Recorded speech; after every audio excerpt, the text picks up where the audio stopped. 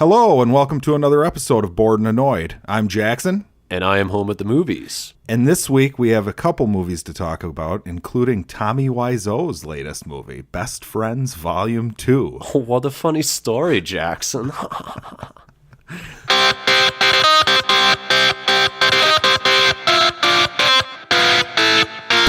and Annoyed. All right. Yeah, be prepared for a lot of that in this episode. Yeah, Alex can't contain himself when it comes to his Tommy Wiseau impressions. First, we're going to do news, though. Oh, shucks. So, box office for the weekend. I heard it was another shitty weekend overall. Yeah, Deadpool and Infinity War actually cleaned up pretty well because of the main reason that we're talking about the box office. Solo. 2 bad weekends in a row. 66% drop. That's enormous for like what was just a pathetic opening weekend. Oh, don't blame me. I told people to see it. Right. So.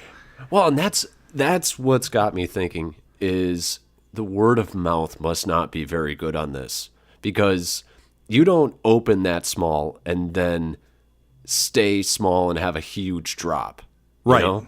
Right. It obviously wasn't just a product of holiday weekend or whatever, like they were kind of claiming. Right. Well, and that's part of why it dropped the way it did, is because it's a Memorial Day weekend. You get more people going on a Sunday. So your Saturday to Sunday drop on your first weekend isn't as big as normal. Sure. But that doesn't account for a 66%. That's huge. Yeah, that's pretty bad. Yeah. But speaking of the box office, we've got some box office tracking for Jurassic World 2. Can't wait. Oh, yeah. Can't wait. 140 million is what they're looking at. That's a lot of money. The last one crushed it. Yeah, the last one. I would assume it's going to make a ton of money. The last one did 208 opening weekend. Holy shit. So this is a huge drop. It's a drop. See, now, yeah. I don't see it dropping that much. Oh, I see it dropping. You think it's just like people hadn't seen a Jurassic Park movie in a while and it they was were like excited? 10 years since the last one. That makes sense. I think that's the big part. And everybody I ask, even the people who are excited, they're nowhere near as excited as they were for the first one. Right. Now call it the fourth one, Alex. See, I just like to detach it in my mind. It's a separate thing altogether. Well, okay, here's a question for you. Random question. What's a worse Jurassic Park movie, 2 or 3? See, all I can remember from 3 is Alan. I don't even remember talking that. Jurassic. The Velociraptor that was talking in his dream. Oh, okay. He falls asleep on the plane. I think the third one was better than the second one because it kind of knew that it was just a schlocky pile of trash, whereas the second one was like trying to be really good, right, like the first one was, and failed miserably. I think they're both really bad movies, but the second one is like it's really bad because like they beat Velociraptors with gymnastics. Oh, yeah, that was terrible. And just the fact that Goldblum felt like a completely different character than he did in the first one. He really did. And then the third one was the talking to Velociraptors, right? Like you know what I'm saying? That was like the plot, was that like they could communicate and they would surround. Oh, right. Yeah, he had that little so that dream bird or whatever worked into the plot, sort of. Yeah, it's still ridiculous. I mean, it's a dumb movie. What was the plot? That a kid like landed on the island and got lost, and William H. Macy and Téa Leoni tricked what's his name into going with him. How do you remember who's in that movie? Oh, I remember. Yeah, it was like big deal when it came out. Yeah. It was the return of Jesus. I just said how much Sam Neill. Yeah. I just said last week how much I like Sam Neill, and I couldn't remember his name right here. So see, it's a huge crime that they separate the two for the sequels, because they're good because they work good off of each other. I mean, they're fine separate, but you have to have characters to have good character interactions. Right, you had, and Sam Neill and Goldblum were good because Sam Neill was just irritated as hell with him, and he, just kind of kept didn't poking care at him. Right. And I watched, your comment the other day about it's pretty good. I went back and watched that movie. You watched the first one? I went and watched the first one again. Oh, wow. God, that movie is fucking great. Like, every line is fucking amazing. Chaos Theory. Let me, I'm gonna drop this water on you. He's great because he's always great. But well, and then there's the whole Newman with his talking about financial. Yeah. I will not be drawn into another financial debate with you. Yeah, but the I don't know. Yeah, every time I watch, see, now you're just it's not fair because I would have to watch it. Right, again. I know. But that's the thing is when you watch it, you're like, holy shit! Like every line in this is great. It's really good. But it's not like one of my favorite movies. Right. It's my point. I suppose it's not one that I'm like, oh God, I need to watch Jurassic Park. Like it's like what you said about Shawshank, where if it's on TV, you'll stop. That's true. Because every scene is good. Well, and you can remember every scene. Yes. It's like when I turn on Seinfeld, 2 seconds into the episode, like, I know which episode it is. Right. Yep. Yeah. Yep. So love it. I know you're pretty excited for the next piece of news. What's that? We got Spawn news. I am excited. So Jamie Foxx was officially cast. Yep. There was a picture of him and Todd McFarlane. Todd McFarlane now saying it's not going to be an origin story. Been there, done that. I don't know how I feel about that. Yeah.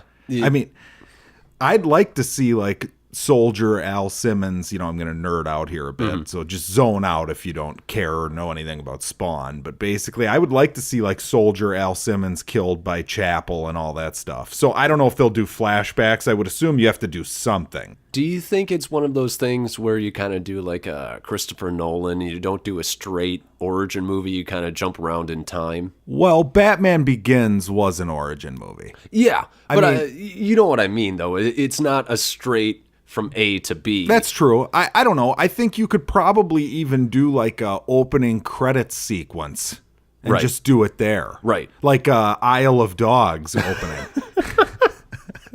You know what I mean? Yeah, you could. Yeah. Because those are exactly the same, those two movies. But you could. God, could you imagine a Spawn movie with Isle of Dogs tone? Sure. Yeah, sounds great.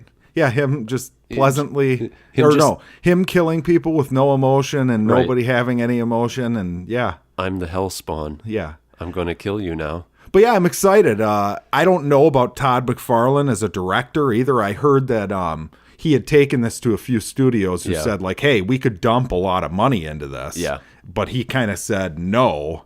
He passed up opportunities to make like a big budget movie, and he ends up at this Blumhouse or whatever, the horror studio. They're like a smaller horror studio. Yep. They've made some good movies. They've made some piles of shit. Mm-hmm. You can correct me if I'm wrong, and I could be wrong here, but I think they've made they might have made that Truth Happy Death Day or Truth or Dare, like that kind of shit. They do those, but I feel like they were the ones behind Get Out.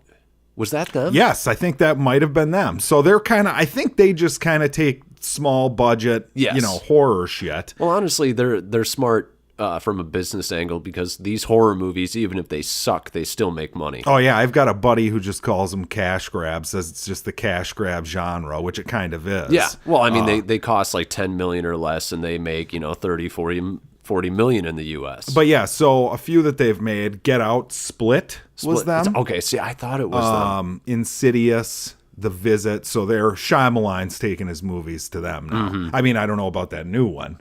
But right. Well, I'm going to assume that that's staying with them. I hope so. But yeah, we got, like you said, we've got Jamie Foxx officially announced. Yeah, fantastic. Who couldn't be excited about that? Right. I mean, we got Todd McFarlane writing and directing. That's what I'm a little worried about. I mean, he's got a extensive career in Korn music videos. Oh, I wasn't aware of that, but this is his first feature film, This right? is his first feature film. Did he do that Freak on a Leash video I with the bullet? Did. Yes. Okay. That's a pretty sweet video. It's about the only one you can remember. That's right. Yeah. So if he did that one, I mean, I don't know. That's a little concerning, but whatever. We'll see. At least the creator has control. Yeah. So you can't say, somebody fucked it up. Right. You know what I mean? Do you think... Okay, so I kind of wonder because Spawn is very, very much a product of its time. Like the gritty anti-hero with guns and, tons of patches and pouches on his costume. Oh, yeah, he's big-time pouches. Yeah, he's got pouches everywhere. Because he needs pouches. He's pouches for days. Demon from hell who has pouches everywhere, yeah. Yeah, so it kind of makes me wonder, do you think they're going to do, this is set in the 90s? Because nostalgia's huge. Oh, God, that's tough. You're right, it is huge. And then my question is if they do it in the 90s, do you think that this is going to start some sort of 90s resurgence? Because we've been living in the 80s resurgence for the last 5 years. I think the 90s there's still too much 90s around today. I think you have to wait a while. That's my opinion. Okay. But I don't know, the 80s is, the 80s clothing and everything is, it doesn't look like it's from this era. Whereas outside of the Jinkos and the... Yeah. Yeah. I think the 90s is still pretty close. You say that, but Tommy Wiseau wears one of those long wallet chains, and that was a big thing in the 90s, and that stands out like a sore thumb. How big was it, though? What percentage of the population of males walking around the U.S. had giant wallet chains? More than we should have been happy with. Okay, well, I was too young to know. I wasn't on the scene at that point. But I remember they hated, in school, they hated when people wore those because they scratched up the desks. Okay, yeah. I remember that. Yeah, that's great. Not because they're ridiculous. But. No. Well, and then they were also worried that they could be used as a weapon. Okay. That one I can buy. Another thing that I can buy is the Crow reboot is kaput. Good. Yeah, we director and Jason Mamoa from Game of Thrones. Yes. And Justice Aquaman. League. Oh, yeah. Oh, God. It's so bad. Oh, the worst, though, is when he gets dropped into that building and he, drops down the building and then surfs out the front door. My man. Oh, it's fucking, oh, God. But yeah, so we're losing Jason Momoa. Nothing against Jason Momoa. Right. I don't hate him or anything. Right. I just don't care. I don't want him as the Crow. It'd be like if The Rock was he's just too big. Yeah, the Crow, I picture the Crow as a scrawny little, oh, God, it's so funny. It's it is that talk about 90s. Right. Just the look of the character. Yep. I mean, the alternative rock. Yeah, he's real live. Yeah. Yeah, he's like a brunette or a brown-haired Kurt Cobain or something. Right. Yeah, I don't know if I'd want to play the Crow. Right. Honestly, because that's just eerie. Yeah. Well, yeah. If anybody doesn't know, Brandon Lee got killed accidentally. Yes. In The Crow, and I can't remember the story if it was It was a gun. Was it a real bullet that was a real accidentally bullet. loaded? It was supposed to be a shell. Okay. Which is, how do you make that mistake? That's sad. Yeah. That's another one of those where I'm like, do they stick with the 90s? Because that's a 90s character. He's alt rock. No, I think you upgrade it. You update it. Okay. Yeah. Okay. So with all these 90s reboots, we're just abandoning the 90s aesthetic. I just don't think that you need to go to the... If you're going to remake something, do it your own way. Fair you know enough. What I'm saying? Fair enough. I guess I'm just getting a little tired of everything being set in the 80s. And I would like... Present day is fine. Yeah. Yeah. I just keep on thinking with these 90s characters, the Spawn and the Crow, and it makes me think of Ghost Rider. When are we going to get a Ghost Rider next? I'm not ready for Ghost Rider. You're not ready for Nick Cage meets Jason Momoa meets Jamie Foxx? I just don't know. They go and hang out. I didn't like Ghost Rider. I didn't either. Yeah, and I don't know much about Ghost Rider. I feel like he's a cool looking comic book character. They all kind of look similar, and they all kind of have a similar I lost somebody I was close to. Yeah, that's true. That's true. I made a deal with the devil, and now I wear black. Right. Yeah, all you're right. The time. They do. But give me Spawn. I'll take Spawn over Ghost Rider. We only need one of those right now. Do you think they maybe meet up and do poetry jams and shit? The Crow and... No, just stop it. Yeah, just stop it. You actually, the joke went over my head for a second, and I actually thought about that. Like, I pictured it in my head, and I don't need that in my life. Hey, I would love that. Get Lord and Miller to do it and get fired halfway through. There you go. Although you're right, there is a bit like the nostalgia at some point here. It's going to be done. Yeah, well, nostalgia is going to be with us forever. But can we just move to a different time period, please? Well, not until Wonder Woman is released. Yeah, because that's the other news. Is 1984 was put on the poster. Right. It's interesting that they picked 1984 to me. Mm-hmm. I think of the novel 1984. Right. I don't know if that has any correlation with what's going on in the plot or anything. I would assume not, because obviously, the world hasn't come to that by 1984. Right. But what do you think of Wonder Woman in the 80s? I don't know. Yeah, me neither. I'm hoping it's good. I mean,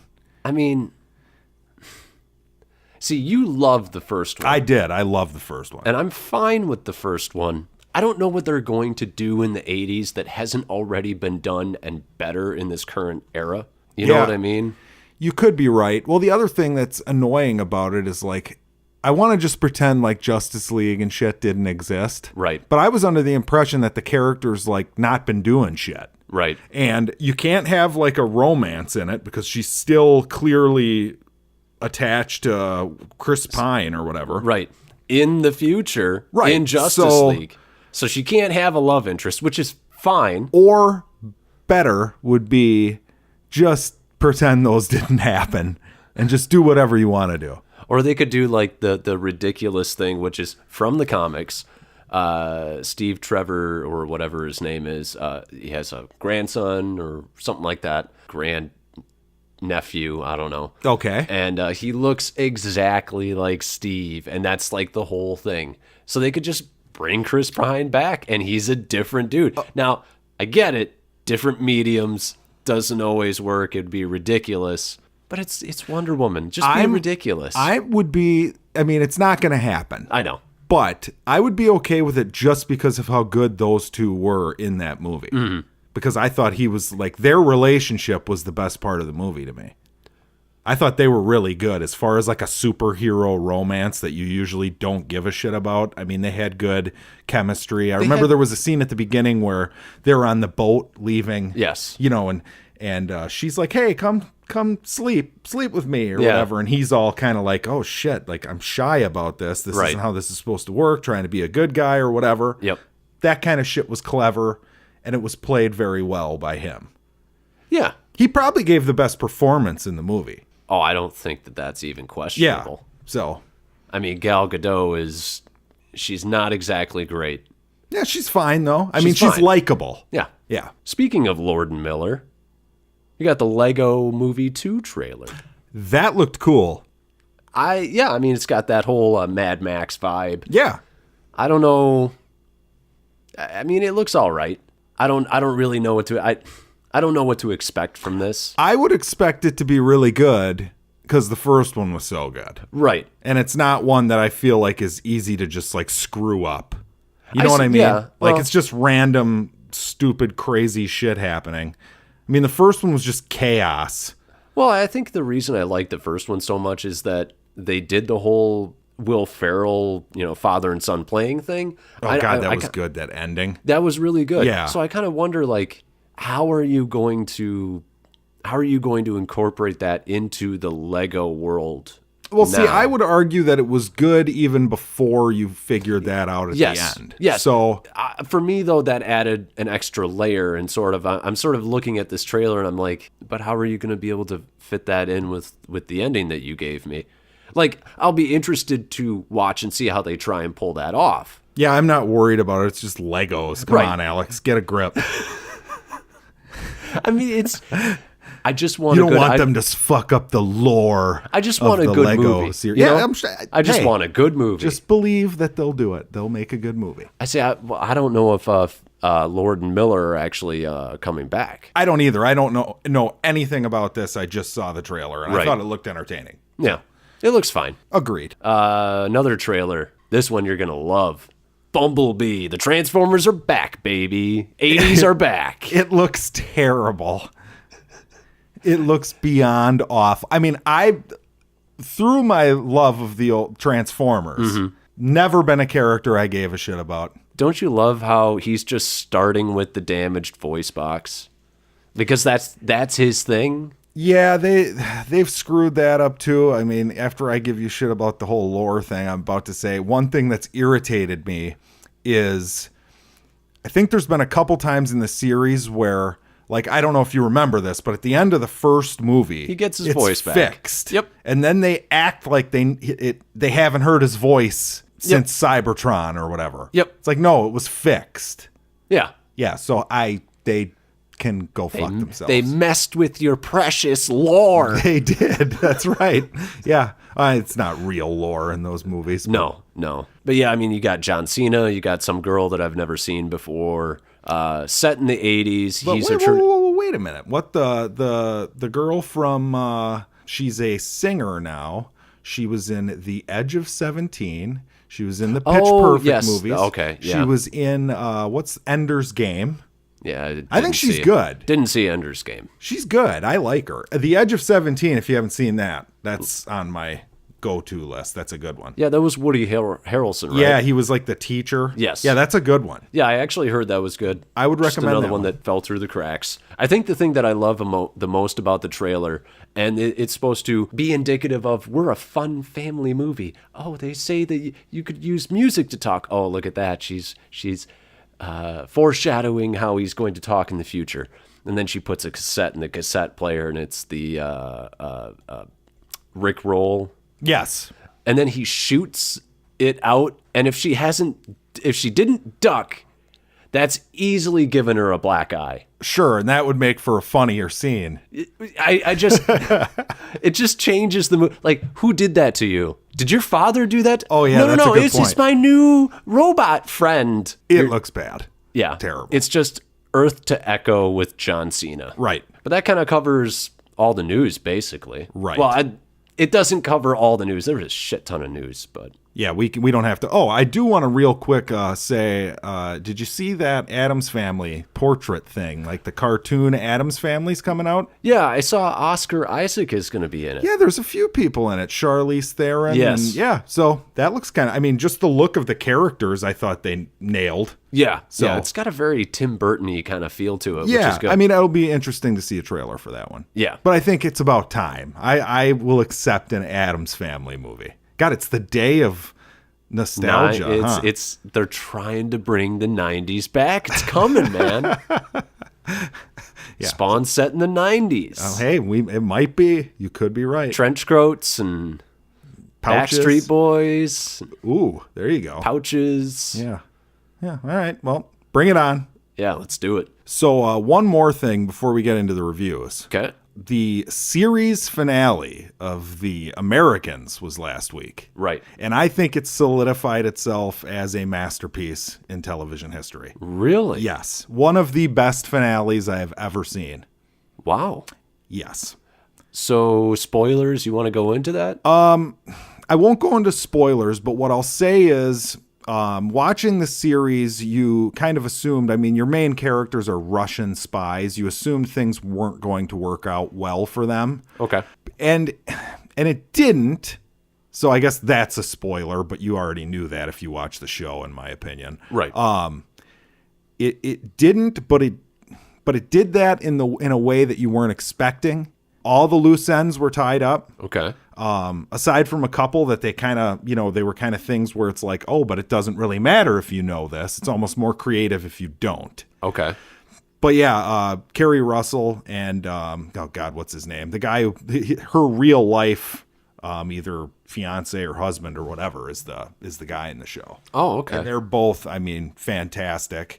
And, what's his name, who was in the Truman Show, the guy who played Truman's best friend. Oh, he's in the show? He's in the show. He's like the other main character. Okay. Fantastic arc for him.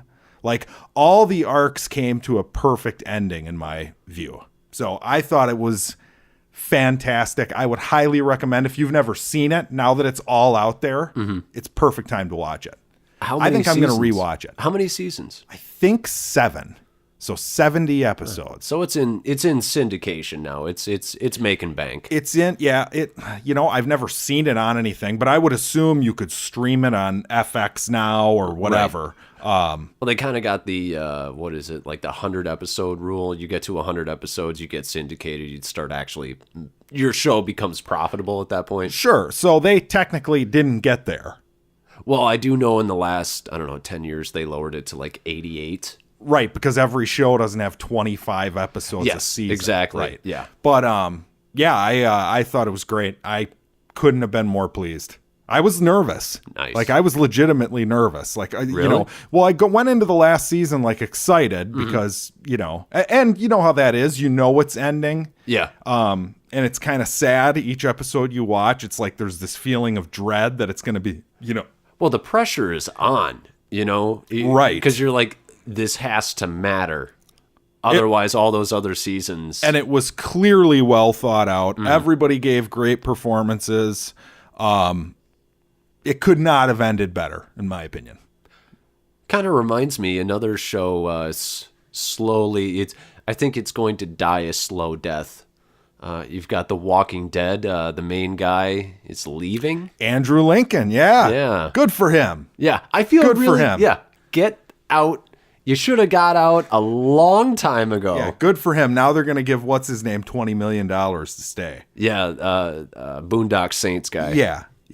See, I don't know these people's names because I could not give a fuck. And if he's going to be their linchpin of the show, because he's kind of the badass character. Right. He's not like a main, you know what I'm saying? Like if he's going to be like the main protagonist, I think they have a problem. Do you think it's going to be kind of like when Eric left that 70s show and it just became so much worse? Yes, it would be like that because he's kind of the normal character. Right. And then every other character is like really out there in one way or another. Right. So yes, if they're going to have Norman Reedus, if they're going to have him be like the main character, I think they have a problem. And I'll let you all know because I'll watch it. Yeah, that's so strange to me. Like, how many episodes have I put in now at this point? Like 200 or something? See, that's the sunken cost fallacy, man. You can cut your ties, man. I don't believe in it. You don't? Nope, don't believe in that. So how much have you lost in gambling then? A lot. A lot. But yeah, the other TV show, you got to watch Tin Star. Everyone, you included, Alex. Yes. I know I told you to watch it. It's funny, I told a buddy to watch it, and he watched it like with his dad or something last weekend or something. And he texted me, I think it was yesterday, saying like, oh, my parents already burned through all 10 episodes, and they say anything you suggest they want to know from now. It's that good, dude. It's so good. So yeah, that's a winner. Tin Star, Amazon. Who's that? Tim Roth? Tim Roth, best Tim Roth ever. Wow, that's a bold statement. He's fantastic. He's a badass in it. All right, but we got some movies to review. Yeah, speaking of badasses, where do you want to start here? You want to start with we'll leave Tommy as the Tommy ending? Tommy is the cherry on this lovely Sunday. Yeah, he's the highlight. So we're starting with Upgrade, huh? Upgrade. So at the box office this week, it only did like 5 million. It wasn't in many screens though. Yeah. Right? Yeah. That's part of it. Yeah, I don't think that it was set up well to do well in theaters. I think it's one where it's going to pick up steam later in its life. I think it might be more of like I think a lot of people probably look at it as like, I'm going to watch that like when it's on demand. Right. And beyond then, though, I think people who watch it are going to like it. Yes. Like if you're into that kind of a movie where you would take the time to watch it and say like, oh, well, I'll see what this is about. You know, I like action, whatever. Right. I think you'd really enjoy it.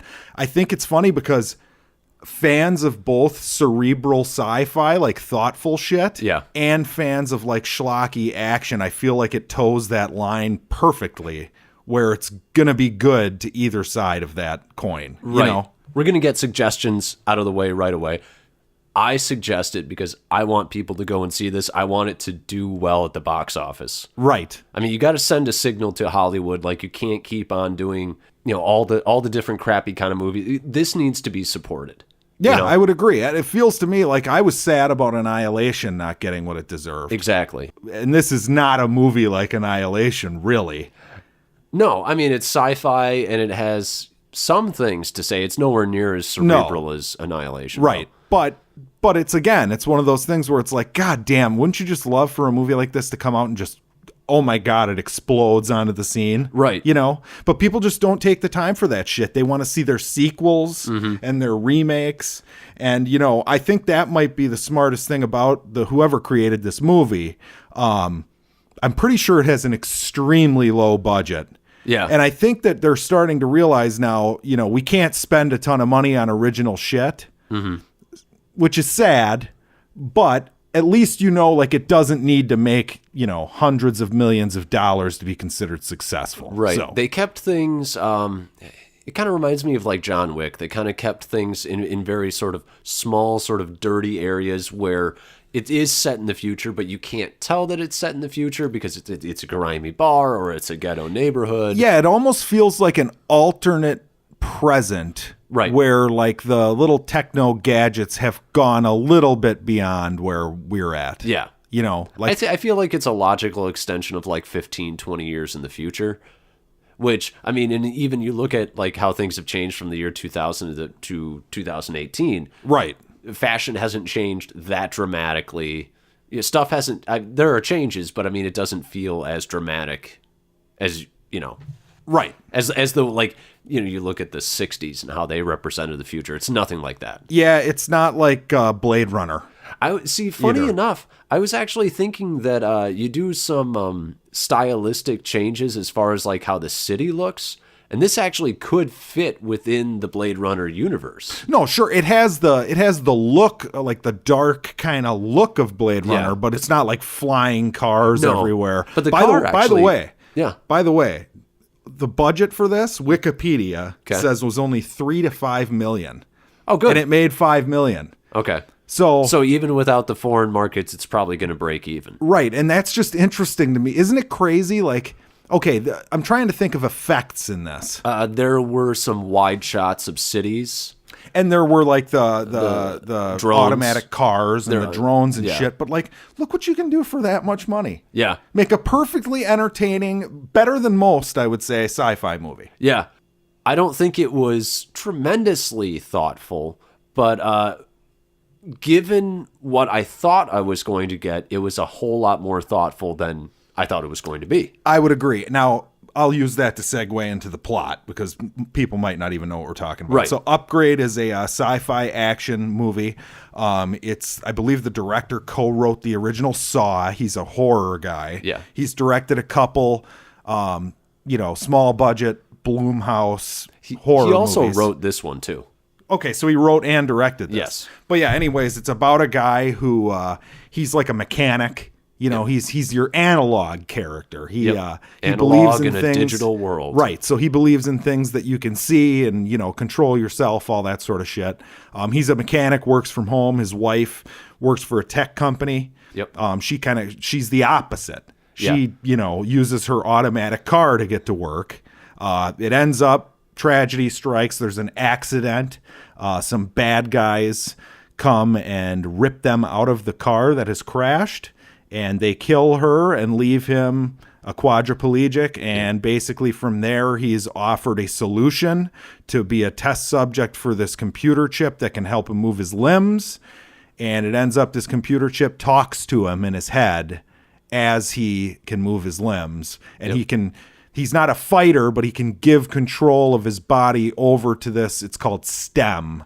Is the name of the AI. Yeah, that's an acronym for something. Yeah, I feel. So he can, it's an acronym for something, and it's at the bottom. Like I think it's a brainstem. So do you think that they watched Spider-Man 2 and got a little inspiration from Doc Ock? It was just like Doc Ock. Yeah, it was. But no, from there, obviously, that's your setup for your movie. I don't think that was spoiling anything. No, that's all in the basically, trailer. when he gives his control to this thing, he's a fucking badass and he kicks ass. Yep. And the thing kind of plays like computer voice. I can take over, if you give me control, blah, blah, blah, blah, blah, Right. And it's funny. I thought. Like, the whole play between those two was pretty funny. Yeah, it was almost like good cop, bad cop, where the bad cop is Hal. Right. Yeah, correct. Well, and what was neat, too, is, like, it kind of has that John Wick thing about it, where it's like it's this awesome, fun, kick-ass action movie, but it starts with a first act that's very depressing. Yes. You know. And in that regard, I felt like, and I felt like this about the trailer. I was like, well, this is sort of a cookie cutter setup to get you to your cool premise. Right. So even though the beginning was good, it was still very much kind of paint by numbers, if I'm honest. Yeah, it was. I mean, they've been making these movies forever now. It's a death wish. Yes. You know, you killed my family, I'm out for revenge movie. And it's fine. It's fine in that regard. But once he gets the scene where he gets stem put in, when they actually do the surgery, you could tell that they were like, hey, we're rated R, because they went a little bloodier than they needed to. Yeah. Well, that's part of the movie, though. Right. Well, that drew me out of the movie just a tad bit, because I was like, it just didn't serve any purpose to me, you know? But, and the violence later on absolutely serves a purpose. I really do feel that. It was fucking awesome. It was awesome. Oh, and just to paint a picture of this movie, like some of the ideas are neat. Like the bad guys, like, have shotguns built into their arms. Yep. Yeah. Yeah. I lent you the original anime Ghost in the Shell. It reminded me of Ghost in the Shell very much so in that regard. It did. Yeah, I would agree. But I mean, it's sci-fi. It's just really tough to not be inspired by Total Recall, Blade Runner, Ghost Rider. Yeah, know? I mean, you're not going to sit here and say it was wholly original, but you don't see much stuff like it. But now. it was good. It wasn't just that it wasn't original. It was still good. And the actor, what's his name again? Aaron Logan something, or Logan Aaron something. Logan Marshall Green. He plays the main character in it. I thought he was like, if this was a respected genre, yes, I think it was one of my favorite performances of the year so far. I thought he was great. And I remember we walked out of the movie together, and I remember telling you about, he's in one of these, movies that you should check out. You'd like it. It's The Visit, it's The Invitation. Okay. You should check it out. He's great in it. And after that movie, I was like, this guy's good. He has one bad thing, which is he looks a lot like Tom Hardy. He does look like Tom Hardy. And I feel like that's going to hurt his career a little bit, because he's very talented. Oh, well, maybe he'll get cast in some Christopher Nolan movie about Tom Hardy and his brother, his. Well, here's the thing. Can he do a voice? Probably. Yeah. I mean, I just did it. I'm no fucking actor. You sounded exactly like him. Spoilers. Yeah. But, I do want to say before we go into spoilers, okay. because it did sort of say that it was a little cookie cutter, but the scene where he gets stem installed and he starts walking for the first time, genuinely, I had a smile on my face, because I was like, this is genuinely heartwarming. Yeah, it was good. Well, because he didn't... We'll wait for spoilers. Okay. Well, yeah, spoilers. Right. Spoilers. Okay. Well, he didn't like care enough about life to want that necessarily. Right. So when he does walk and he's joyful about it, or like you can see that he's happy about it and excited, it kind of brings a joyful tear to your eye watching it. Yeah, it's very much this was not a goal. He didn't really want it. At least that's what he's saying. But the fact that it's back, he had resigned himself to never walking again, and this was his shit existence. Yeah, and he kind of felt like he deserved that existence to an extent, I believe. Well, maybe not deserved it. He didn't really do anything. But I guess any time that if you were in that situation where it wasn't your fault that she got killed, but she got killed and you didn't, you'd just feel guilt. I would just survivor's guilt. Right. So I think there's that going on.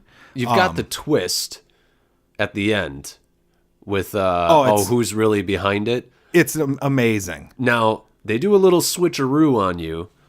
And by the way, I think that we've found the missing link between Dane DeHaan and Leonardo DiCaprio. Oh my God, it took me 5 minutes into the movie. There's a guy who runs the tech company who made STEM, yes, which is the AI we've been discussing. He looks like Dane DeHaan. Yeah. And it was like driving me nuts that they didn't cast Dane DeHaan because I was more distracted because he looked like Dane DeHaan than I would have been had it been Dane DeHaan. Literally, I just want a movie now of this guy, Dane DeHaan, and Leonardo DiCaprio, and Leo is the dad. Oh, Jesus. It's just like a road trip movie with those I those suppose three. You could do it. But before we get to that twist, the action in this. Like the brutal kills in this.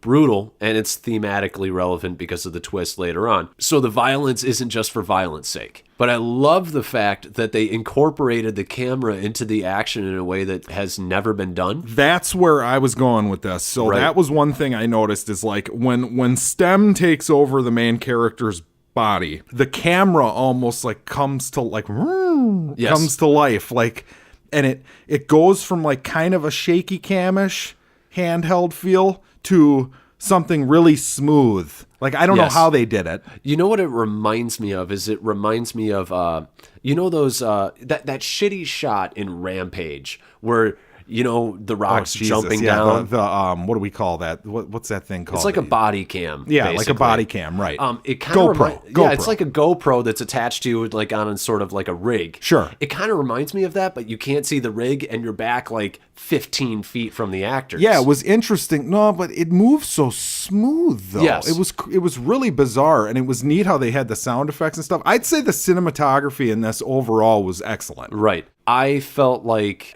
I can't think of any other way that they could have done it other than having a cameraman that was basically doing the stunts with them, moving around, flipping. I'd have to watch it again. It was really interesting though. Yeah. It was noticeable. Yes. Like all of a sudden it kicks in and you're like, oh shit, all of a sudden like I'm a robot watching this. It had a kinetic energy that you don't see in most fight scenes. Yeah. Well, there was that scene where like he first gives him control or whatever and he gets knocked backwards and he like pops up kind of like the Undertaker used to in wrestling. Yep. And the camera like shifts with him in the same perspective he's in. That was amazing. Yeah.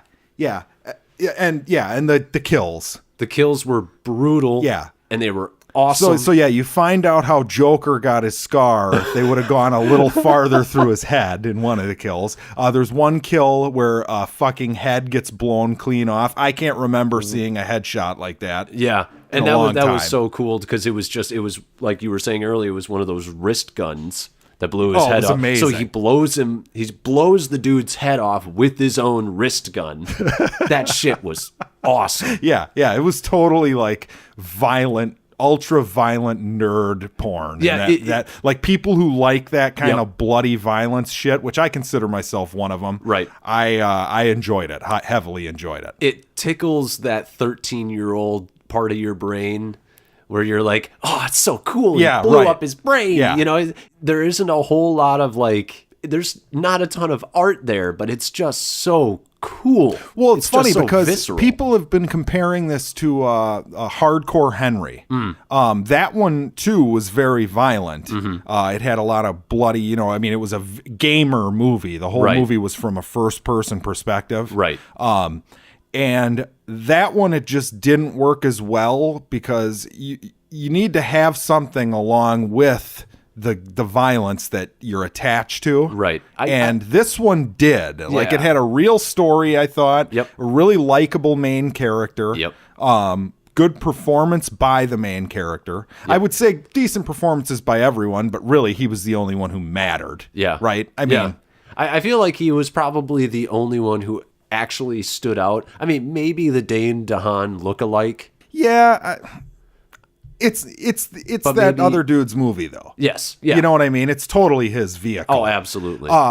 Another neat scene in the movie was when he went to go get STEM. Basically says like, look, they're trying to take me off the network. You need to go to this place and have this person fix me. So he finds a hacker. And there's like people in there. It's like a crack house for virtual reality addicts. Yeah, that felt very much, honestly, it's like we stepped into the Matrix for a moment. Right, it was weird. The building looked like it was out of the Matrix. The girl even kind of reminded me of that one from the Matrix who goes, not like this. Yeah, sure. Yeah. It was very Matrix-like in that scene. And I was fine with it. Just the idea that, like, okay, so, how can we do, like, a drug addict slum, crack house type, right. It kind of reminds me, too, of the scene in Minority Report where he goes to get his eyes worked on and that. Yeah. But yeah, I thought it was kind of neat, the whole virtual reality thing. And, they just don't, they're fucking completely oblivious to what's happening in the real world because they're just, this is it. You know what I mean? And this movie can be a total standalone movie, but one line from that androgynous character made me think that maybe they're setting it up for a sequel because she says, we can't let them win. Yeah, so there's... and we find out at the end of the movie who them is. Right. But we don't know if the main character took care of all of them. And, we're going to talk about the main big spoiler. The robot inside him was behind it all along. The killing of his family, making him paralyzed. Right. So the robot, as the movie goes on, is like he's getting a little more control of the main character the whole time. It started with him having to give over control or whatever. Right. And he basically used this main character as like a physical form. He manipulated him into doing things that he wanted him to do. Right. Because he wants to basically be able to control everything like he can as the software he is, because he can like hack cars and hack computers and whatever from in his head, but he also needs a physical form. Right. And the way they did it was great because there was there ends up being like a gunshot at the end or something. I can't remember exactly what set it off, but all of a sudden you're in like a dream. Yeah. And all of a sudden it's like, oh, he's in the hospital bed from the accident we were discussing earlier. And his wife's there. And you're like, oh shit, is this one of those? Yeah. But nowadays, I was talking to you, I told you this at the end of the movie. I feel like they can't get away with that anymore. It can't be a dream anymore. Well, I think it's on most writers' lists as the number one taboo. You cannot have it end, it was all a dream. Right. People will be pissed because they wasted all their time on a dream. So basically what happens is you find out that the main character is in a dream state. Yes. Because basically the villain, the STEM, the AI has put him there. Yep. And he's stuck there now. Yeah, he said he needed his mind to break, and his mind broke. And his mind broke, so we leave the movie with the real joyful, happy ending of... There's an evil robot overlord who has won. Yes, fantastic. Yeah, it was great. It really was. Because it really plays with your emotions at the end. Because you're like, no, you're not going to do the dream ending, and then they pull the rug right from under you. Well, it's funny. It's funny to be happy about a bad ending. Yeah, like a not bad as in like a bad ending, but bad as in, oh, this guy that I've been feeling for this entire movie just got completely fucked. Well, and I sort of like the fact that, I love themes in movie. I mean, I think you notice if anybody listens to this podcast for more than a few episodes, I say thematic like all the time. Yeah, we're getting really irritated with it.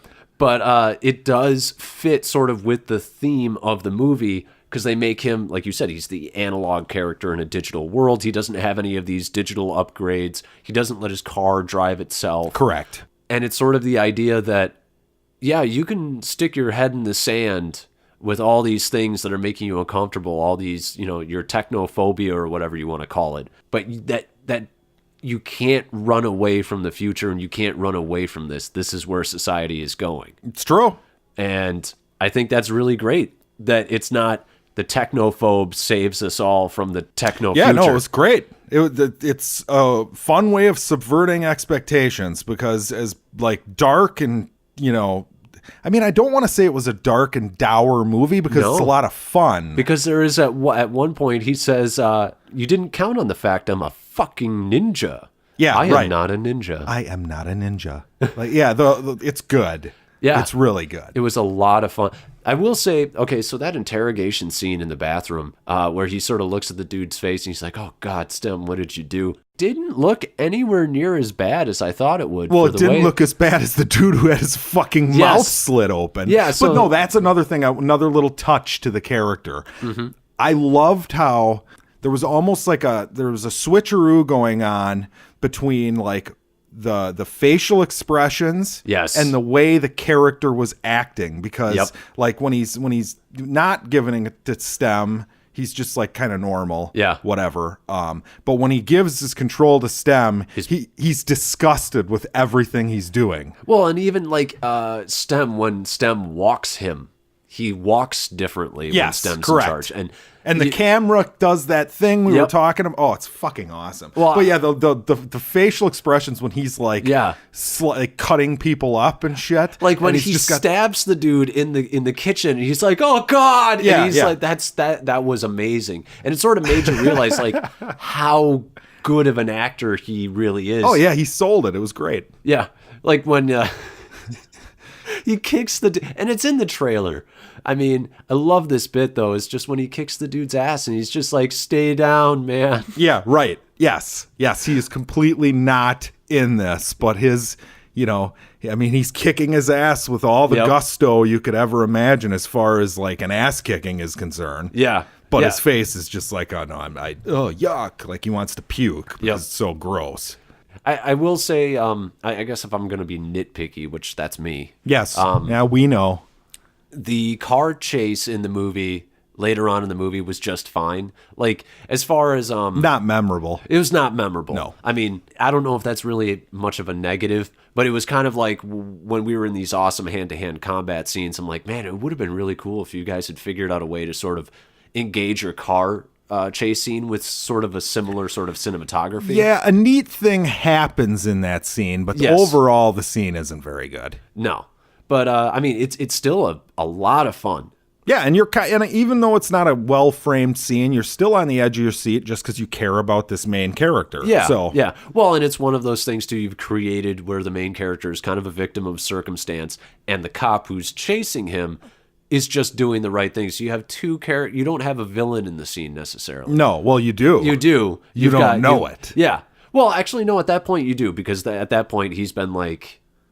He doesn't let him move when he's like, Stem, let me move. Right, but you don't know that it's not being controlled by that other, you know what I'm saying? Yeah. Like there's still, up until the end, it's up in the air. Yeah. Like I mean, they do a decent job of, okay, it was one of those where this is another one. We talked about this when I talked about the Commuter, how you knew that guy was the villain right away. I felt that way in this. With Dane DeHaan. They tricked me. Yes. Yeah. They tricked me a little bit. They make you feel that almost instantaneously. Correct. And I almost feel like an idiot for not seeing the Stem thing coming through, because you're like, but he's been subtly becoming worse and worse throughout the whole movie. How did I fucking not see this? But here's what I'll say to that. If you're having fun with a movie, I feel like your subconscious doesn't want you to figure it out. Right. You're just along for the ride. You're not thinking about shit like that. Yeah, I'll take that as an excuse. You know what I'm saying? I knew it. I just didn't let myself know. You would have known if you were sitting there like, oh, well, this is predictable. That's true. That's you know true. What I'm the saying? The second that a movie stops entertaining you, you start picking it apart. Correct. Yeah. So yeah, that's all I have to say about that. Highly recommend it. Yeah, it's one of the best of the year so far. Yeah, I mean, it's top 5, top 10 of the year so far. And we see a lot of movies. See a lot of movies. Right. And we've had some good ones this year, too. We've had quite a few. If you go see more movies, people, if you don't just see the same fucking bullshit everybody sees, you will see good movies. Yeah, just... You know what would be lovely is if we could get just everybody who listens to this to go and see Upgrade rather than Jurassic World 2. There you go. That'd be fantastic. Just do that weekend. Yeah. That's your Upgrade weekend. If it won't be there anymore in 2 weeks. That's true. It's going to be gone in 2 weeks. Although, who knows? Judging by, who knows how many screens it was on? Maybe, our theater wasn't empty. No. And it was like a 3:30 p.m. Friday show. Yeah. So. Yeah. But we've got another ninja that we're going to discuss here. Another great ninja, the legendary Tommy Wiseau. He's a knight. Yes, he is a knight. He's a knight. But I could also buy him as a ninja. So we saw Bestfriends 2. Neither of us have seen 1. So right off the bat, after seeing this movie, do you want to see 1? Absolutely. Yeah. Yeah. Really badly, actually. Yeah, I realize that Tommy Wiseau is some sort of form of drug, and I sort of need him in my life to a certain extent. He's a treasure. He is. He's a treasure. He's a national treasure. He's from New Orleans. He's an American. Which just hearing his accent, he's from America. Yeah, that's the average New Orleans accent, huh? Right. Oh, God, you've really got that Tommy thing down. I hope it transfers well to mic'd audio, because it's really good in person. Yeah. Well, it's because I also have his face, too. That's part of it. Not quite. Yeah, maybe like 30 surgeries from now. God, it looks like something. They really fucking chopped up his face, it looks like to me. Yeah. I mean, he's looking rough. I feel bad for him because I'm like, clearly, man, like, you're not as young as you would like people to believe. I'm sorry. You got to be in your 60s. If he's not, he is a rough-looking 50-something. That's true. He's a man who's lived. He understands life. Life, yeah, right. So, what's the plot of Bestfriends 2, Jackson? All right, yeah, hey, I'll take this one. So, Bestfriends 2 begins with Tommy's character has fallen off a cliff. Pushed? Was he pushed by John? It's a little unclear. Yeah. I think that's intentional. All right, so maybe not. We just haven't seen the first one, yep. Right? All right, so he is believed to be dead. Right. Okay, so his friend John, played by Greg Sestero, who was the co-star of The Room. This is the big event that these two are back together again for another fantastic movie. Yes.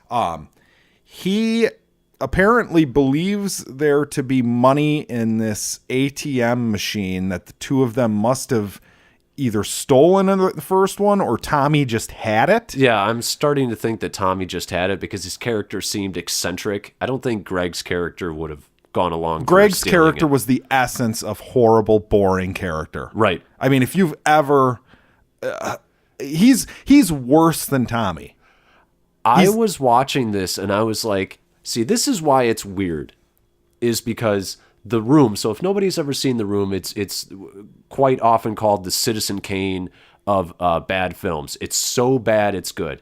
And it's a movie that you really can't understand how bad and therefore how good it is until you actually see it. So I do recommend seeing that movie.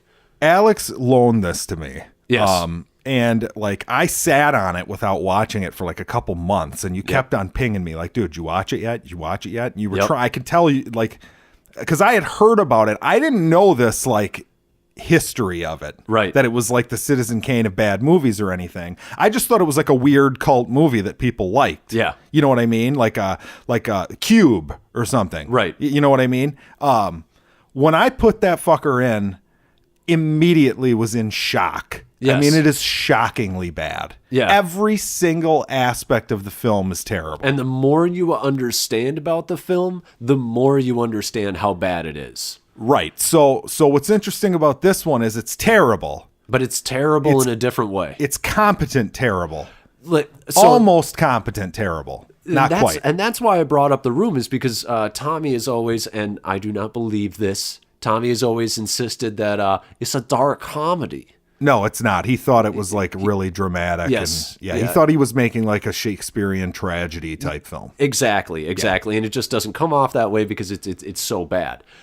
This one, you can clearly tell that they were going in and they weren't trying to make a serious good movie. So every bad thing in the movie makes me question if it was intentional or not. You know what I mean? Like, so you're saying Greg's character is so bad. He's boring. He's boring. And I'm like, but anybody who understands screenwriting understands that you sort of, most movies want an active protagonist. They make choices and that drives the plot. He makes like no choices in this. No, he's along for the ride. The girl makes the choices. Yes. And Uncle Rick. Uncle Rick. Which I think might be my favorite new character of 2018. Uncle Rick. Oh, God. And the internet's abuzz on him, by the way. I'm not the only one. Yeah, I see. Here's the thing. I didn't particularly like his character, and I understand that it's all intentional. So the thing about his character is he makes sex jokes all the time out of everything. Right. Everything is a sex joke. At one point, he's got a character at gunpoint, and he says, you're shaking like a high school girl who's seen her first pecker. Yeah. Or he's got one character at gunpoint, and he's been stooping the girlfriend of the character. Yes. And he says something along the lines of like, "Oh shit, you think she cares? We were doing I was fucking her so hard it sounded like headboard homicide." Oh my God. And it was like that kind of shit. And almost every one of them made me laugh. I'll admit it, because it's ridiculous. Oh, also, you guys, when you go out there, watch out for the cougar. I got a cougar stalking me. She actually lives next door. Yeah. God, are you fucking... It got a good laugh, though. It did. It did. It's one of those things where it like goes round and round the circle of good to bad to good to bad, so you don't even know where it lands. And you don't know if you're laughing at it ironically or with the character, because you know it's bad. Oh, it's horrible. It's horrible. Hold on. Let's get back to the plot. Okay, so yeah, plot being... So basically Tommy's dead, and John, I'm just going to call him Greg. Yeah, I'm going to call him fine. Greg. His character's name was John, though. Greg and his girlfriend have the safe, and I think they're afraid of the authorities catching them for Tommy. For Tommy being dead. It's unclear. But they're on the run with the safe. Yeah, they stick it in her van. Yep, and they end up calling on the girl's Uncle Rick. Because they can't get it open. It's got all these different locks that Tommy added to it. Right, so that's the plot, is opening the safe. Yeah. Isn't it hilarious to think that is the plot? Yes. And it's an 85-minute runtime movie. That movie could be 5 minutes long. Yeah. I mean, it is insane. I kept on thinking this is a CSI, half of a CSI episode. Yes, it is insane. First off, what'd you think? What'd you think of the movie? So, I think that the last 15 minutes is pure, unadulterated genius.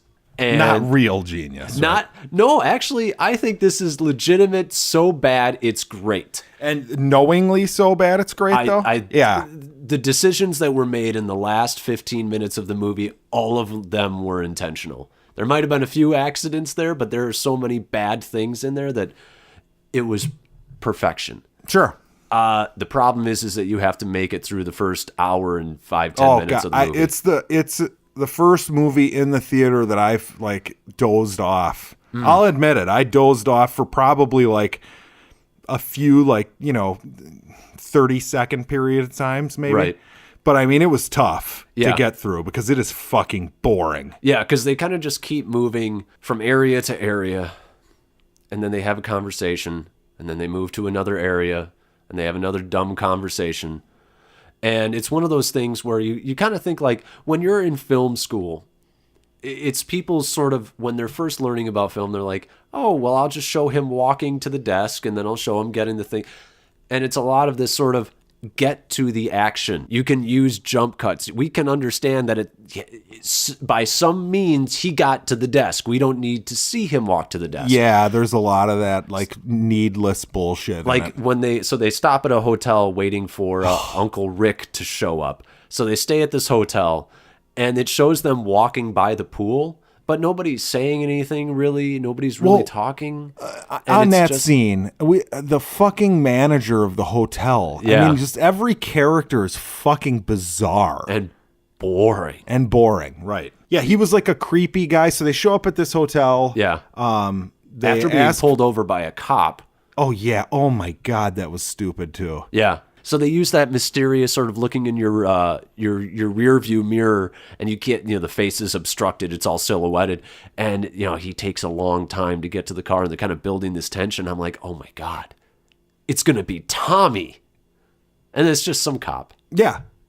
Yeah. And then they do the same, because at some point he takes her license and he's going to give her a ticket after, her denying him looking in the car. At the giant ATM machine in the back seat that's covered with a blanket. It's covered with a blanket. Come on, let's give him some credit. And then when here. the cop leaves, after she's like, oh, it's just packing stuff back there. After the cop walks away from the car, Greg's like, why didn't you just tell him it was an ATM? It was what was it? A collector's item. A collector's item, yeah. Unbelievably stupid. Yeah. But I love the fact that he goes back to the car, he's got her card, and then they use the same shot to try and build tension, like, oh, he's getting out of the car.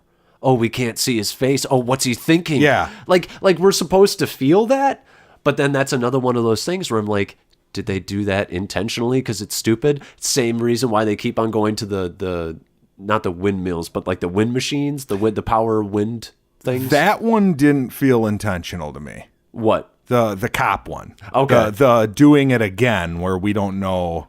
You know what I'm saying? You know what I'm saying though? Everything. The phone thing, how Uncle Rick calls her and she's like, oh, it could have just been somebody, but it's like he's sitting right there looking at her and the phone gets as bright as possible and says Rick in giant letters. And she's like, oh, I don't know who that was. Probably just blah, blah, blah, blah, blah. It's like, probably. Yeah, no, you live in the era of cell phones. You either say it's a random number, which you can't because the character would have just seen the fucking name on the screen. Right. Or you say who it is. Yeah. And then later on, it doesn't, like, she could have just said it was her Uncle Rick. Yep. Although, so yeah, back to the hotel. So in this hotel, it ends up that this is where she's like, gotta go get a breath of fresh air or something. Yeah. And she walks out and he like is suspicious. She walks out, uses the phone to call this Uncle Rick. Yes. So he's like suspicious. He comes out and there's a hilarious shot where she's like sitting at the pool and he's watching her from behind like trees or something. Yep. And was that intentional? Intentionally stupid, or was that just... I think it had to have been. It had to have been, because and that's the thing is I'm like, nobody. See, Greg is in on the joke. I feel like Greg knows that he's not a good actor. And he might even have been playing it up more. Because I said to the girlfriend, I was like, how is he not improved in all these years? Has he been acting all this whole time? What's he been doing? I don't know, but he's as stiff as a board and has no charisma. He's just as bad, if not worse, than he was in The Room. Yeah. Yeah. Because, see, but then there are things like, I told you when we walked out, I thought the cinematography was not bad. Now, not on every shot. Now, I told him he was crazy, just so you all know. Right. And, well, here's the thing. There were, like, horrible shots mixed in with very indie drama scenes. Now, not all of it. Like, I remember specifically at the beginning where they sort of break into this room and they sort of find all of, like, Tommy's things. Oh, yeah, that's right. I forgot that was that was the beginning when it was like, wait a minute, is this a horror movie? Yeah. Like, the music was total, like, horror movie music. Yes. It was fucking bizarre. Yeah, they kept on going for a horror thing. And then, like I said, like, I feel like there's borderline parodies on certain things. Like, they kept on going back to that windmill shot again when the cop pulled them over. And they went to it like 3 times. And you think that's like them trying to reenact the Golden Gate Bridge video from The Room? How they keep using that same shot as like their... Maybe that. I just took it as like... Oh, in art films, they keep on cutting back to things. Okay. And you think that it means something, but it doesn't really mean anything, or it means something to the Yeah, guys. You're right, though. It's tough because typically if you see a shitty movie like this, you think, oh, they're just like padding the runtime. Yes. But in this one, it's like they had to have known what they were doing. Yeah. Like, okay, our whole plan here is to make a quick buck by having... me, because Greg wrote this. Yes. Me and Tommy will do another movie. Yep. And we'll, it can be a piece of shit. Yeah. It does, but people want it to be a piece of shit. And anything that we do wrong unintentionally, we can claim was intentional because that's what we were aiming for. Right. And that's sort of this. It's like the Matrix. Like, it just hurts your head. You're like, what's real? What's not? Like, there's that. So Rick says, so what's in the safe there, John? And he's like, I got some papers, my college transfer papers, as if you couldn't use the internet and just print those out, just get new ones. Oh, it was insane. And then he's like, oh, what are you majoring in? And he goes, bakery sciences. Like, there is no way that wasn't written to be a fucking joke. That's true. And up until the end, a lot of that kind of stuff wasn't landing the way that I think they wanted it to. Yeah, because it wasn't.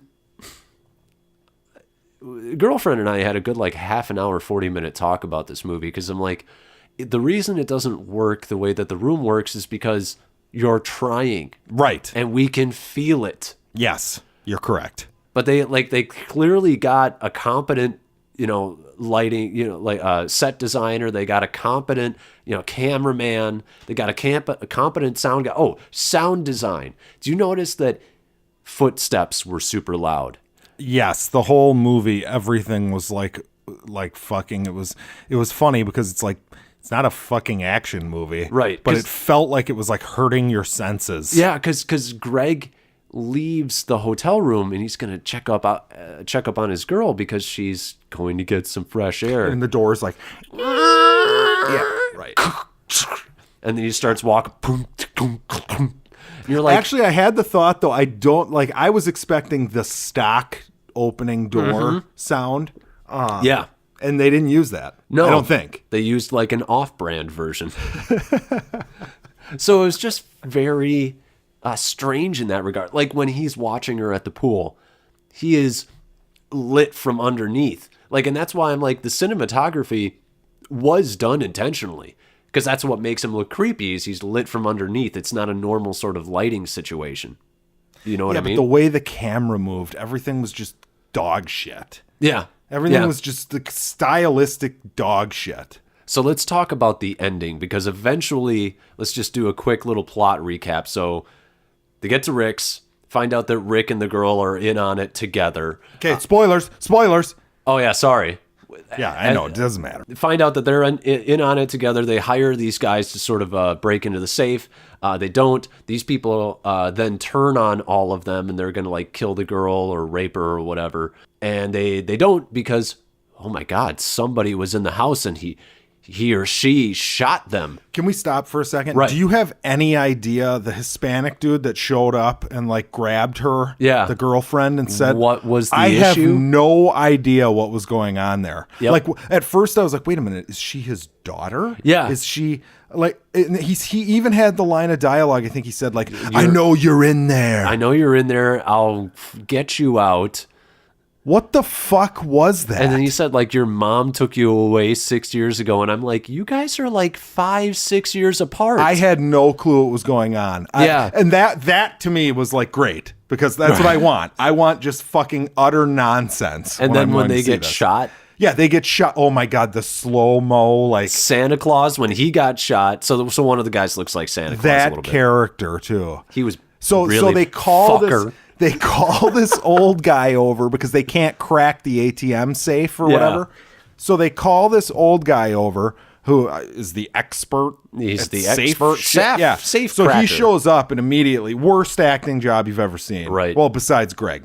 But he shows up and he's like, oh, well, I need the big bucks, otherwise I'm calling the police.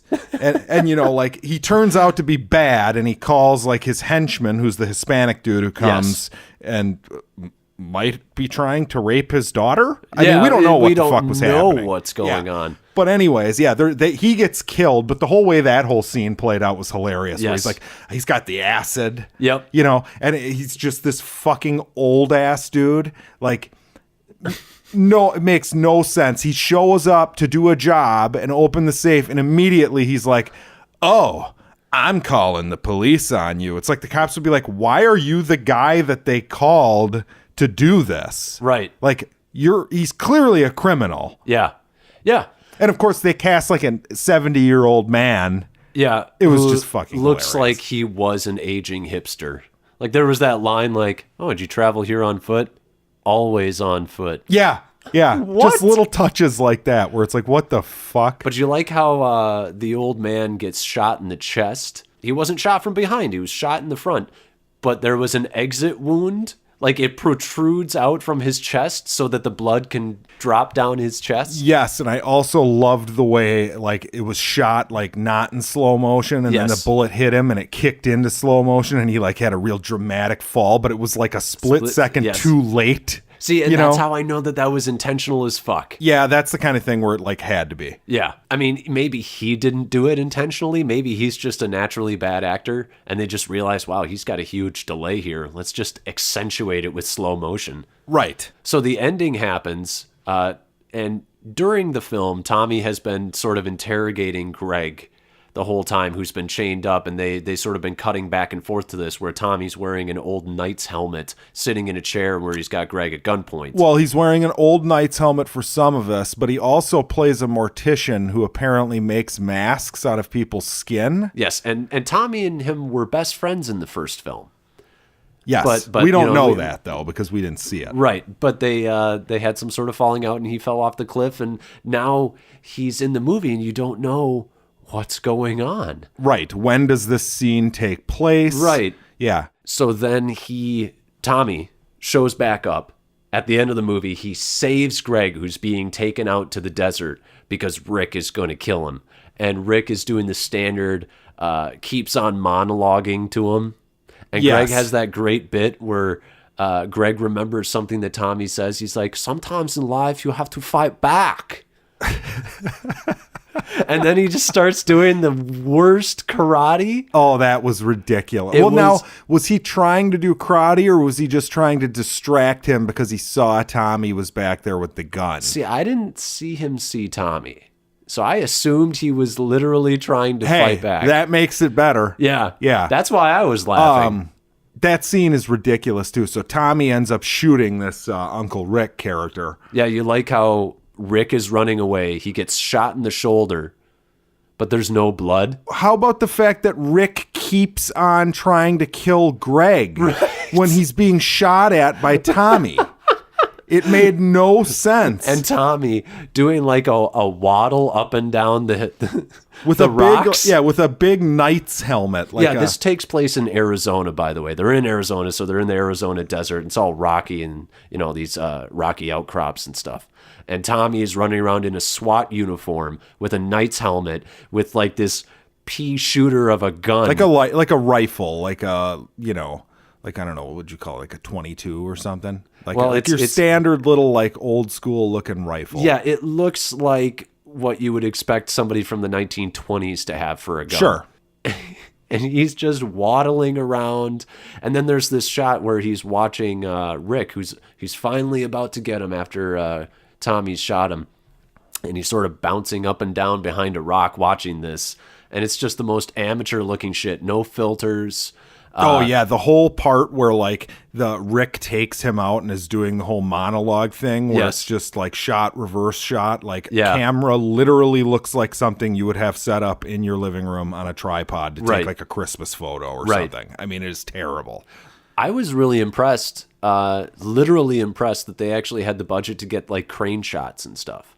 They did. They had like the follow shot when they're running away. Yep. Yeah. They had some aerial shots when they're driving on the highway. Now, I thought about this because I know that it seems like we bring these guys up a lot here, but Aaron and Justin, the Endless guys. Yeah. So what they did in that movie Spring, which, have you watched that yet? No, I watched Resolution. Okay. Good movie, by the way. Yeah. They use drones. Yeah, that's what I figured it had to have been. It has to be, because it's not that expensive. Yeah. I've been thinking about getting a drone, if I'm honest, for that purpose. That's really creepy, Alex. We don't need you with a drone out there. You know what? I'm just looking in your room to see if you understand the meaning of the room. Yeah, there you go. But yeah, no, continue.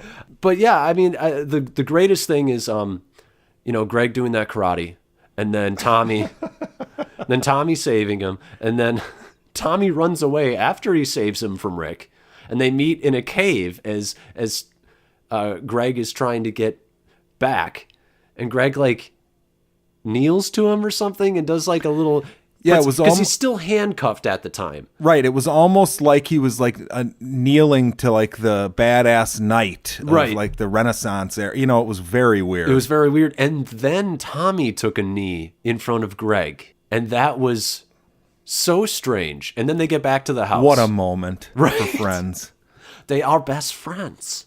But then they get back to the house and the girl's there and she flips out and she tries to do this stupid thing about like I now it can be you and I. Right. Yeah. She does the classic trope of like, oh, she's been busted. Yeah. The guy who she was actually with he's useless now. So she's just gonna move on with the hero character. Yep. Who was watching all those movies with you? Who was laughing with you? That was me. I wasn't doing that with Rick. Right. Yeah. I mean, terrible, terrible writing. And and then Tommy, he's like, you have to choose. You have to choose, Greg. And then as Greg is choosing, Tommy just walks away like he's bored. Yes. Like he's just bored of what's going on. Well, and it's like did they really try to set this up as like a choice here? Right. Well, because that's the thing is Greg's character has no arc and no real sort of growth or understanding. Yeah, what's his arc that he goes with Tommy? That's like the resolution of his arc. Well, I think the idea, and if I were Tommy, I would be saying the theme of this movie is friendship. It's about best friends. Right. So getting on to the ending, they end up opening the safe, and there's nothing in it. Well, no, there's a framed picture of Greg and Tommy. Oh yeah, that's right. Yeah, and of Mice and Men is that's right. Of Mice and Men is in there. Yeah, and then like so the message is like, okay, like you can always believe in your friends. Like you were shitting on Tommy, but Tommy was just trying to make you a better person the whole time. Because at the end of the movie, you find out that like Greg's mom had died and they lost their family house. And the secret that Tommy was keeping from him in the first movie was that he was taking all the money that Greg was making, which is still kind of weird. He's taking all the money that Greg was making and bought him a house. Yeah, and you know, I feel like maybe we would see more of an arc if we saw the first movie. Maybe. You know what I mean? Like there was something there, but we haven't seen that, so we don't know. I got to imagine the first one's way more entertaining because Tommy's really only in the end of this one. Right. And that's when the movie comes alive, is when Tommy is around. He's actually charismatic. He has something. He's a treasure. Yeah. But he's he's not good. I would argue that have you seen Tommy's audition for being the Joker? Have you seen that on YouTube? Yes, personally, considering that all of those were first takes, I think he did a magnificent job. And and it plays into his strengths. He can be crazy. He can be over the top and melodramatic. Those are his strengths. Right, but he's the essence of so bad it's good. I mean, he's overdoing everything he does. Right. And he thinks it's serious. Well, I don't actually think in this one he thinks it's serious. I think he's in on the joke on this one. I don't know, man. I truly believe he is. The thing that there were moments that I was watching and I was like, oh my God, Tommy's doing some real acting here. There's a moment where he looks down at like a picture that Greg had given him, and he has this very strange look on his face, and I'm like, look at you, Tommy. You're doing some real acting. You're giving him way too much credit. Well, the thing that got me was you watch him in the room and he's either bland and tired, like I'm tired. I don't know. They don't listen to me. You know, he's tired and bland. He's trying to give like a real straight up performance. Right. There's no comedy writing. There's nothing that's supposed to be funny in that. And in this, he's charismatic with every line. Like every line he has, he's charismatic and he sells. Well, they wrote a movie where his terrible shtick would work. And then that's the thing is like, I legitimately bought him in this movie as being this eccentric, crazy person. And part of it is because it just goes completely off the walls. Like his wife was the Black Dahlia. That's right. Yes. Of course she was. And we need to see the first one, dude. And he's got an obsession with, like, they explain the knight's helmet as in, like, he has a picture of, like, one of the knights from the Crusade kneeling in front of Jesus. Yep.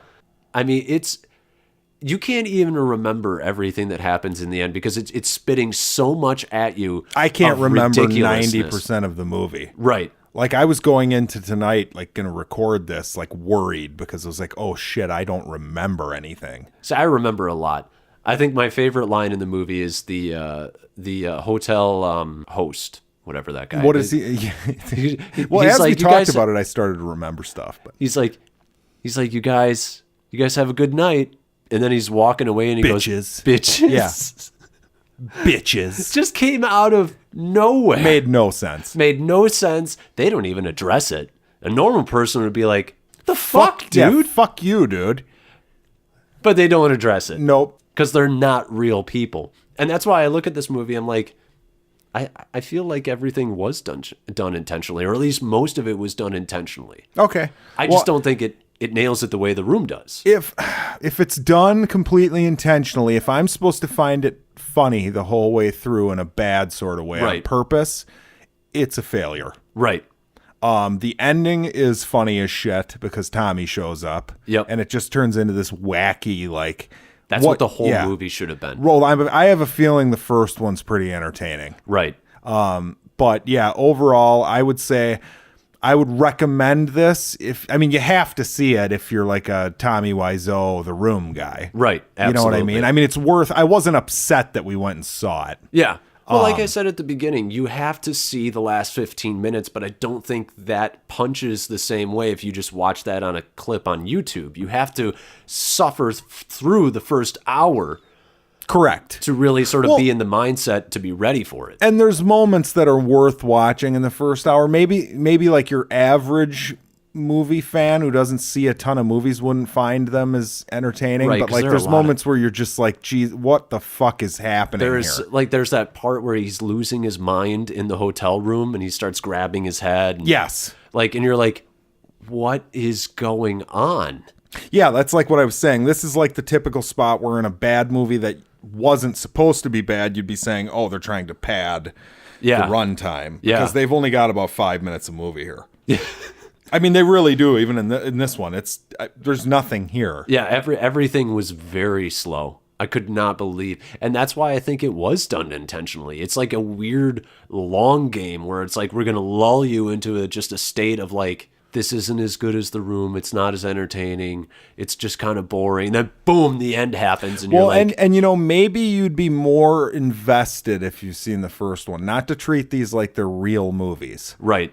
But maybe you'd be watching it with a little, like, the character at least, whatever. Yeah, and I do think that might have actually helped the viewing experience. But yeah, that's our, unless you have anything else to say about it. No, I've exhausted this topic. There you go. Best Friends Volume 2. Best Friends are in apostrophes. Are they friends or fiends? Yes. But yeah, so next weekend, or this coming weekend, big weekend. Yeah, we got a ton of movies. So we're definitely seeing Hotel Artemis. Yep. The other one that I'm assuming you're going to see it too, is Hereditary. Because that's supposed to be like the big horror film. I mean, it sounds like it's great. So yeah, we're going to go see those. Hopefully next week we'll have those for you. Yeah, I'm sorry, Ocean's 8. Anybody who wants us to do an Ocean's 8 review, you know what?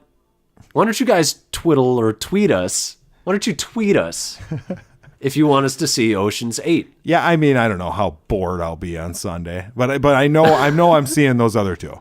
But Jackson, where can they find us? www.boredandanoid.com or on Twitter @boredanoid.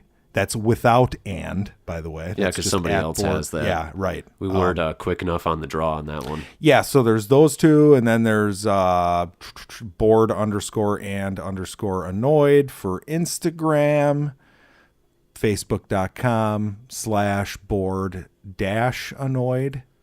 -and-annoyed. You can cut that part, please. I have to keep that. Yeah, that's fine. But yeah, anyway, you can find us. You just whatever. Yeah. At this point, you can probably Google it. Just go for it. But that's been another episode of Bored and Annoyed. I have been home at the movies. And this is Jackson. We're signing out. Have a good one. Have a great one, guys. Bye.